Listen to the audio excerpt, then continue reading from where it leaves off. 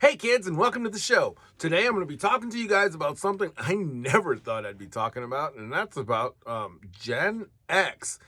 Yeah, Gen X is kind of making a resurgence in some talking points and in some podcasts. And why? Well, we're looking again at the way the economy is going, and we always think about how history is going to repeat itself. Well, who's in power? Right now, the boomers are in power. And the question results is, why are the boomers in power, and who are the boomers anyway? Well, I'll tell you who the boomers are. They're the hippies. Guys, remember in the 60s and 70s when those guys were smoking pot, LSD, and acting crazy? Well, those are your Joe Bidens and your Hillary Clintons and all those people. Those are your boomers, all right? And then you got your millennials. Your millennials are out there working their asses off right now, trying to make ends meet. Then you got Gen Y or Gen Z or whatever the next one is, and they are woke as shit. All right? And woke ain't bad. Woke is just woke. And here's the thing. Our greatest generation, and those are our grandparents that went to fight in World War II, or during that time. So even if you didn't fight in World War II, you were still alive during that time. And they were coming out of the Great Depression. I mean, you're looking at the early 1900s, and then, we're back into the 20s. They're coming out of the Depression. We have, or starting to go into the Depression. We have the World War II in the teens, and then we got a little bit of time in the middle. We've got the Depression, we've got Prohibition, we've got all this stuff going on. And then we got World War II spark up. We get involved in World War II, and you guys know how that ends up. Well, our greatest generation, as we call them, grew up in the Depression. They grew up battling and fighting Nazis, like literally. So when they came back, they wanted peace. They wanted things to be a little smoother. They worked hard. They saw this horrific stuff. So what they decided to do was they were going to get jobs. They were going to work in a factory, whatever it was. They were going to work really hard. They were going to move out to the suburbs, get themselves a little piece of land where they could just be with their family and be away from those big countrysides that they fought in Europe. They fought on in Europe. So now they're building these nice little communities, beautiful communities, and what they've decided is we're not talking about politics or religion. We're staying away from that stuff. And that's what they've done for years and years and years. And then comes Vietnam, and that is when the boomers are of age. They're older. So they come in there, they're being drafted to Vietnam, they're smoking pot, they are doing protests and all that stuff. And so they are now kind of in power. You get the Ronald Reagan and all that stuff. So we start to see the shift of this greatest generation, which is our grandparents, the people we respect, to this boomer generation, which the boomers there were a lot of them when the guys came back from war. And yeah, I said guys because most of them were guys. We did have the Women's Army Corps, and that is a story for another day. I can't stress enough how important that story is, but I don't know enough about it yet in order to make it a good video. So I digress. They deal with Vietnam, and then we start dealing with Desert Storm, blah, blah, blah, blah, blah, blah, blah, blah. So it's just war after war after war after war after war. And now we're back going to fight another freaking war. So where's the talking point? What's the issue here? The issue is there's this lost generation. When I was in high school, and I hope some of my friends see this video, but when I was in high school, I remember sitting in our gymnasium and our principal saying, "You guys are the most apathetic group of teenagers ever." And all of us were like, what the hell does apathetic mean? So we learned a new word, and apathetic means I don't give a shit. And that is a pretty good description of a Gen Xer. I don't give a shit. So if someone begs to be identified as a Gen Xer, they're probably not really a Gen Xer. They're probably more on the millennial side, which is okay. Millennials grew up with technology. Gen Xers didn't. We had like Atari in the late side of the Gen X population, but the millennials and Generation Y, whatever you want to call it, those people that came of age around the late 90s and early 2000s, those are the people we're talking about. They are 30s and 40s. So the Gen Xers are lost. What happened to the Gen Xers? Well, this turns out Gen Xers are a, kind of apathetic AF, but they are also, We're the latchkey kids. We were the ones that went home, went inside, watched cartoons, and just stayed to ourselves. Well, guess what we learned in those cartoons? We watched stuff like G.I. Joe. The more you know, winning is half the battle. Knowing is half the battle. He-Man, this is how you act. Transformers, good, bad. She-Ra, good, bad. Freaking Gummy Bears, good, bad. Thundercats, good, bad. That's what we grew up on. A very defined definition of good and evil. So we sit back and we say, you know what? This is all stupid. And we kind of stay away from all the silliness. Well, here's the thing. Turns out, because us Gen Xers like to just sit back and not really be involved with a lot, we were taught to sit in the corner and listen and not talk. Well, we learned a lot. And one of the things we learned was to sit back and just listen and watch and observe and butt in when we need to. Well, as it turns out, the most apathetic generation of our time is also the only generation that can probably seal the divide right now. And this is why I say that. Our parents are boomers.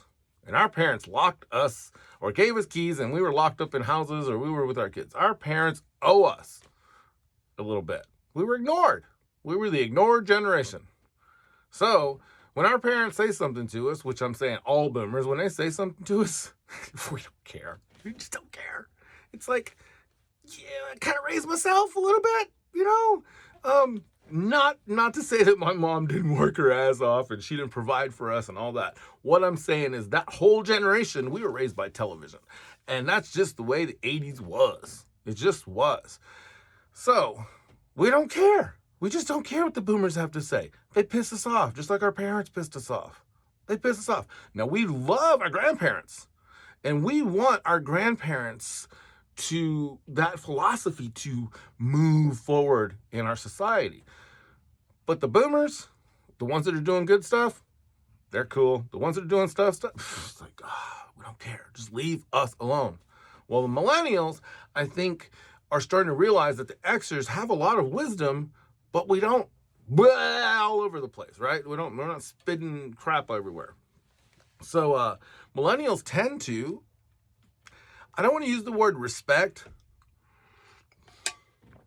but they do have a certain sense of, yeah, this guy kind of knows what he's talking about. He's young enough to kind of get me, but he's also old enough that he might understand those. So, and then boomers know that we ain't going to take any crap from them. So if they tell us BS, we just call them out on BS.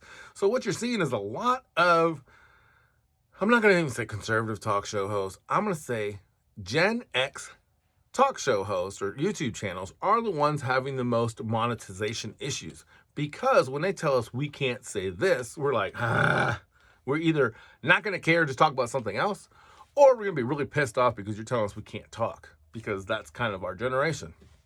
So wouldn't it be interesting to see how many of our congressmen are boomers, in action? Because some people it doesn't matter what your age is. Some people act more like boomers. Some people act more like Gen Xers. It depends on where your parents were and how they were raised. So it really has nothing to do with the time frame, but this is generalities. But yeah, let's see. In the way they act, do they act more like boomers, Xers, or millennials? And I would bet you that it's a bunch of boomers pissed off at their millennials, and they're fighting. And the Gen Xers are the ones that you just don't hear about. You don't hear about them slap backing and doing all this. They're just kind of in the corner, just saying, I wish these guys would just shut up and let's get some stuff done. So, what's the point of today's show? The point of today's show is you never know how important your generation is. You don't ever know how important you are. Right now, we have an amazing generation. They're calling it Gen Z. They're calling it the Zoom generation, like an XOOM. They're doing all kinds of cool stuff. I'm kind of excited. I've always enjoyed studying generations. So I'm really excited about how we name this new generation. We have to realize that the new generation has a totally different childhood and a totally different experience than our generation did. When I was a kid, yes, my mom worked her butt off. I can't stress that enough. My mom worked her butt off so we could eat, so we could have a roof over our head. And she was a single mom, which meant I spent a lot of time at home with my grandparents usually, but sometimes it was just me. And it was okay to be just me because I could hop on my bike and I could go. My other friends in the neighborhood hop on their bikes and we go. And it didn't matter what your bike looked like. It just mattered you could ride. And we could ride. And our parents didn't have to freaking worry about us because every 5 seconds they were going to get some tweet talking about how some kid on a bicycle ran into a school bus in Wyoming. And I was in Louisiana. The point is, we were able to hop on bikes without calling anyone. It was just a matter of you get on a bike, you drive down the road, you knock on a door. Hey, Mrs. Smith, can little Johnny come out and play today? Oh, no, Johnny got his butt whipped because he was blah, blah, blah, blah. All right, can he play tomorrow? Okay, I'll be back tomorrow. Or if he does his chores, can you send him over? I'm playing. I'll be out in the field. Whatever, The thing is there was a time where we knew that we had to go knock on the door and ask. So, my takeaway, my advice is just be. Just be. Let your yes be your yes and your no be your no. And don't worry about what other people think. In Scripture, God says, and this is a paraphrase, but I wish you were either hot or cold, but since you are not either, you are lukewarm, so I shall spew you out of my mouth. I'll spit you out of my mouth. Because when you go back and forth, you just don't have what it takes to be a good person. You can't be a good person. And I'm not saying you have to be left or right. I'm saying if you just keep going back and forth and back and forth and back and forth and back and forth, you cannot be a good person. What you can do is you can be someone that says, I believe this, I've received this new information, and now I believe this. That's okay. 100%. What's not okay is, oh, I heard a Twitter that says I believe this, and now there's another Twitter from somebody else that says I should believe this, and oh, wait, there's another Twitter over here, so I better believe this, and then there's a Twitter. What I'm telling you is back up. Take a breath. Realize that social media is designed to manipulate you. It's designed to sell ads. It's designed to get a rise out of you. Don't let it get a rise out of you. There's only a few things in this world that should get a rise out of you. One of them is your relationship with your spouse. That should get a rise out of you. And it should be a good rise. It should be like, I want to spend time with this person. I love this person. I want to serve this person. I want to honor this person. It shouldn't be a rise of anger. And then there should be this rise in the love you have for your kids. If you don't have kids, I get it. It might be a pet. For me, it's kids.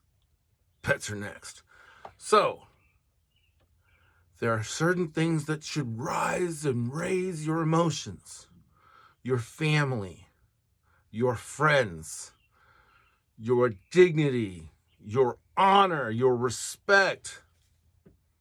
All that other stuff is worthless. It doesn't mean squat. You can't take any of it with you. But what you leave for the people that you've known, the wisdom that you share, the love that you show, that's what you will take with you.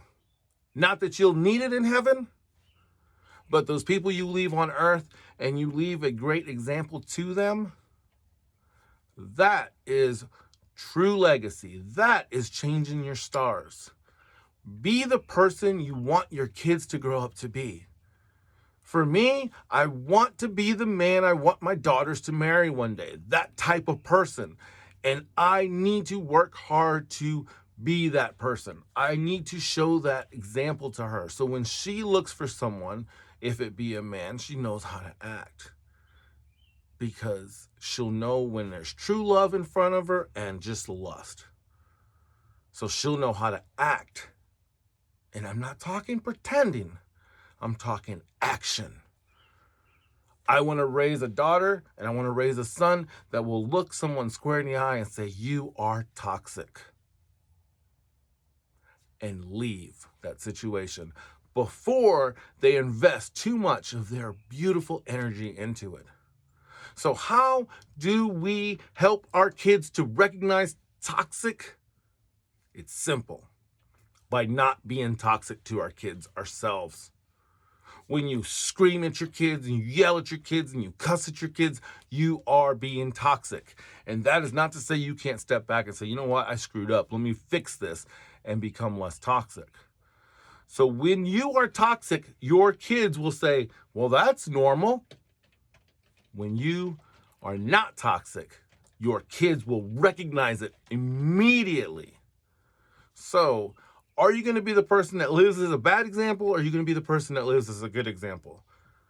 I'm choosing to be that man that I want my son to grow up to be, and to be that man that I want my daughter to grow up to marry, because if I can live that example, then my legacy to them will forever change my family tree and will forever change my stars and their stars.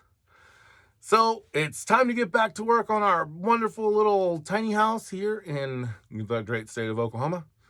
And I would like to tell you guys all, as I say every day, work hard, be kind, and have fun.